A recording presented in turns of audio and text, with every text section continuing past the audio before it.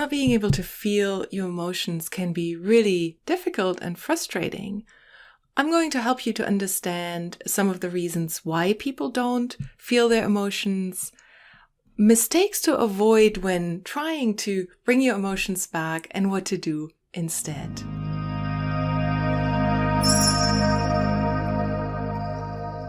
Hi, I'm Katja Cahoon, psychotherapist and yoga teacher.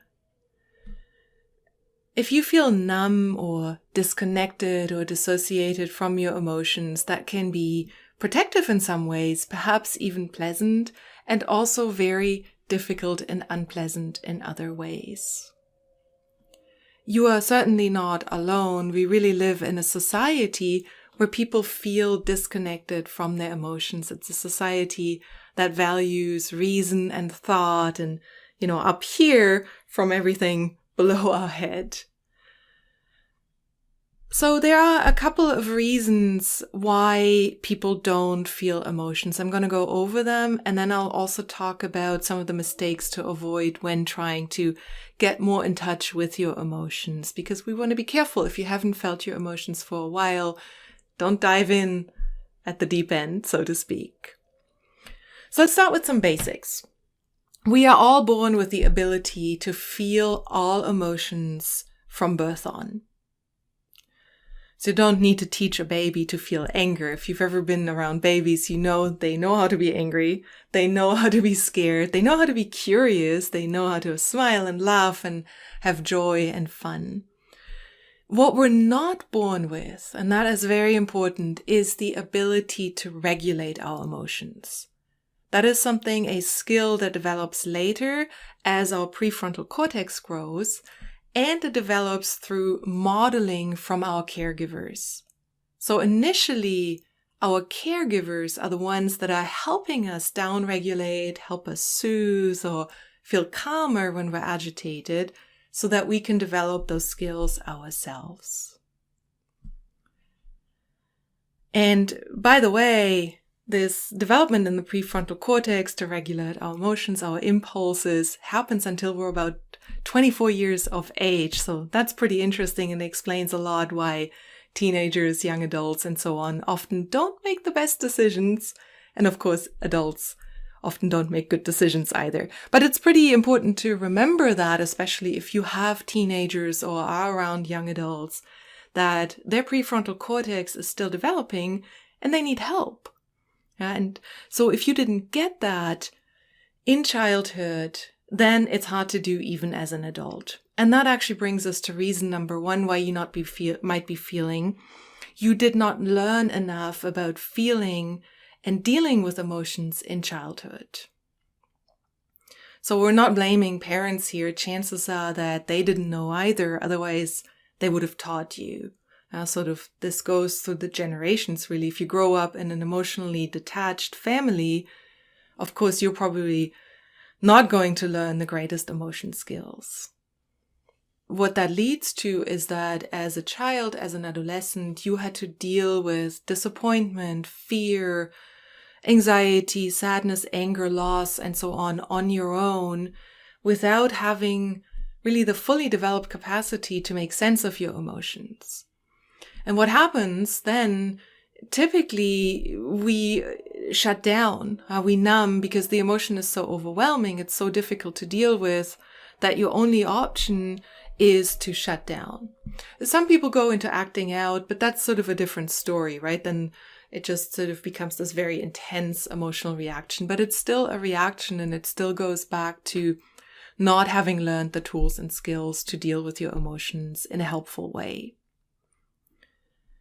So if you want to learn more about that, if you have children, but even, for yourself, there's a great book called The Whole Brain Child that really does a beautiful job of explaining that. The other reason you are not feeling many emotions or are disconnected or numb is because you've experienced trauma, childhood trauma, adolescent trauma, perhaps even adult trauma. And here we want to look at two categories of trauma, if you want. There is the sort of sometimes called capital T trauma. So that's the trauma that's more overt, so to speak: physical abuse, sexual abuse, assault, severe neglect, abandonment, things like that, severe verbal and psychological abuse. So it's in a way clear what the abuse was, and it's often, there are maybe physical or other wounds from that or scars from that. It could be growing up in an environment that's not safe, in a neighborhood that's not safe, so where you constantly had to be hypervigilant. And because the intensity of that fear, of that distress, of that danger was so high, again, you had to shut down and you had to numb those emotions because they're simply too overwhelming. So now you can already get an understanding that not feeling actually has a protective function. And that's really important to keep in mind, especially when we work with emotions, that the numbing, the dissociation, the disconnection is actually protective. It's helped you survive. So taking that perspective already makes a difference, because now it's not this awful thing that you have to fight, but it is something that helped you survive, and now you're looking to change it because you're realizing, oh, maybe it's not serving me so much anymore. Trauma can also be a little bit less obvious, and that's sometimes called lowercase trauma or developmental or attachment trauma. So here there maybe isn't any overt physical abuse, for example.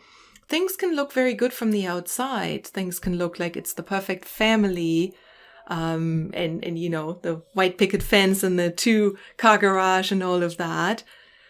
But it's a family where there is a lot of expectation, where you had to be perfect, where you really, again, were alone with your emotions. You perhaps even had to take care of your parents' emotions. You perhaps had to, be really good because your parents weren't able to handle your emotions. If you were ever told you're too much, and that's a good indicator of that, or you're given that impression that you're too much. There might have been rules about emotions in that family. Don't feel, good girls don't get angry, boys don't cry, don't rock the boat, any of those messages. And sometimes they're explicit and sometimes they're just sort of unspoken, but they're there. You just know it and you kind of fall in line.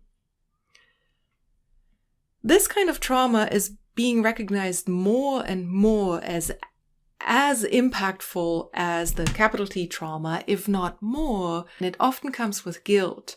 I had it so good. My family was so good. They took good care of me. So that's really an important aspect to keep in mind. A good book here is The Body Keeps the Score. It really outlines trauma well and both kinds of trauma that I've talked about. And then the last one, I've already touched on that, is what's called the narcissistic family, where the needs of your parents or the needs of the parents were more important than the needs of the children. So again, you had to push your emotions aside, put them aside, and focus entirely on your parents, making them look good, making them feel good, taking care of them, pleasing them. So again, that doesn't leave any room for your emotions, hence the shutting down. So I've already mentioned the protective function of emotions. I hope I have illustrated that through these examples, that in all of these cases, emotions were too much, too overwhelming. So you had to learn to shut them down, which was protective.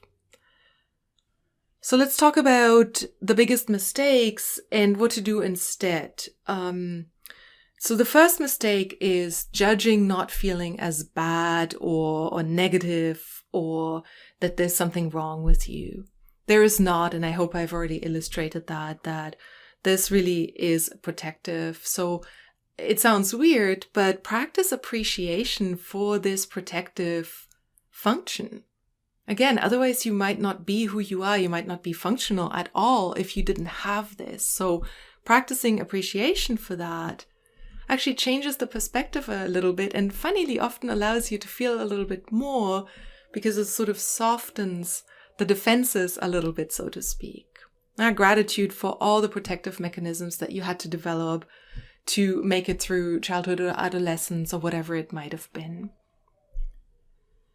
The second mistake that people sometimes make is, okay, I understand, I want to throw away the armor and, just feel everything.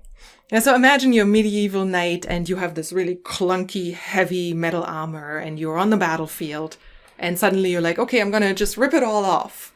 Yeah, that's not very helpful because you're going to feel quite naked and very unprotected and likely very, very unsafe. Again, it has a protective function. We don't want to rip it away.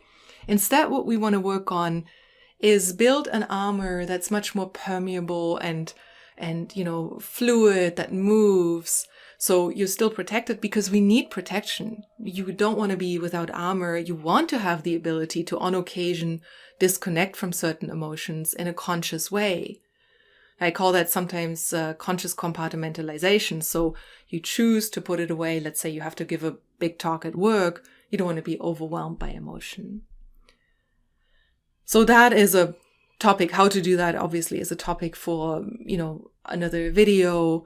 Perhaps you even work with a specialist, a professional in this area to help you develop some tools and skills. So mindfulness, cognitive behavioral therapy, EMDR, all those will help you to develop tools and skills in that area.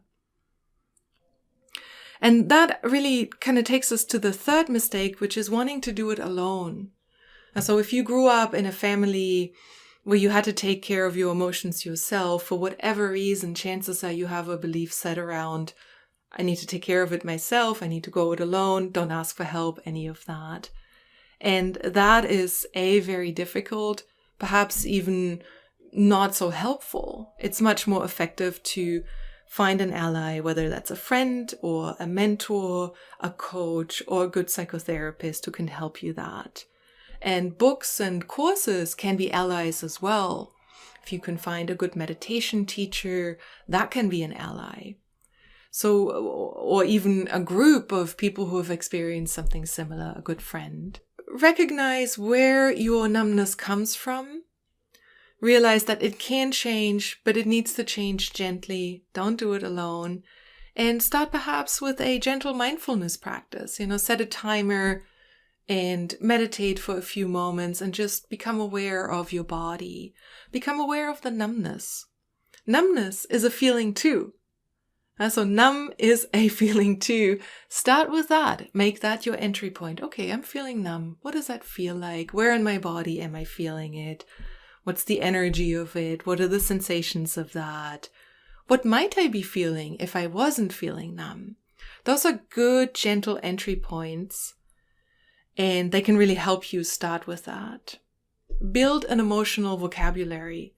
So if you haven't learned a lot about emotions, chances are you don't have a big emotional vocabulary. So start with the Atlas of Emotions, for example.